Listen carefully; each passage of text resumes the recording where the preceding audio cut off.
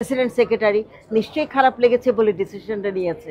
এখানে আমার কোনো ডিসিশন না, সিদ্ধান্ত অবশ্যই নিয়েছি ওয়েট অ্যান্ড সি। এটা বাতিল না, না না না, এটা বাতিল শব্দটা না, আমাদের হয়ই নাই, কোনো প্যানেলও হয়নি ঠিক মতন। আমি এখনো প্রস্তুতি নেইনি, মাত্র তো আমাদের বনভোজনটা গেল, আমাদের পিকনিক গেল, এখনো আমি কোনো প্রস্তুতি নেইনি।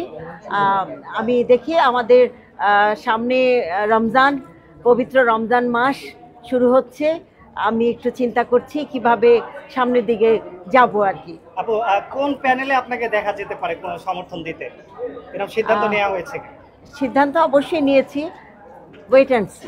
এই বিষয়ে আমি না বলি, কারণ এটা না না না না এটার বিষয়টা আমার প্রেসিডেন্ট সেক্রেটারি তারা ডিসিশন নিয়েছে, তাদের ডিসিশন, এখানে আমি আছি এবং তাকে এটা বাতিল না, এটা স্থগিত করা হয়েছে। যে কোনো সময় সে তার তার তার সদস্যপদ ফিরে পেতে পারে, এটা বাতিল না, না না না, এটা বাতিল শব্দটা না, এটা স্থগিত তো ভোট দিতে পারবে না। সেটা আমি অবশ্যই বলবো যে এটা তার কোনো এমন কোনো ব্যাপার নিশ্চয়ই খারাপ লেগেছে, না হলে মানে আমাদের যারা প্রেসিডেন্ট সেক্রেটারি নিশ্চয়ই খারাপ লেগেছে বলে ডিসিশনটা নিয়েছে।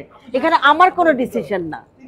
আপু না, একটু আমি বলি, আপু এখানে কি কোনো ব্যক্তিগত রেষারেষির ব্যাপার আছে কিনা? সাংগঠনিক সিদ্ধান্ত এক ধরনের ব্যাপার, না আবার ধরুন ব্যক্তিগত রেষারেষি আমার হাতে ক্ষমতা আছে। ব্যক্তিগত আমি একটা বলি, আমাদের যখন থেকে আমি তো মিশা জায়েদ খানের প্যানেলে তিনবার নির্বাচন করেছি আমি, এবং একটা পদ নিয়ে আমাদের সমস্যা ছিল সেই সময়, যার জন্য আমি অনেকদিন ওয়েট করেছি।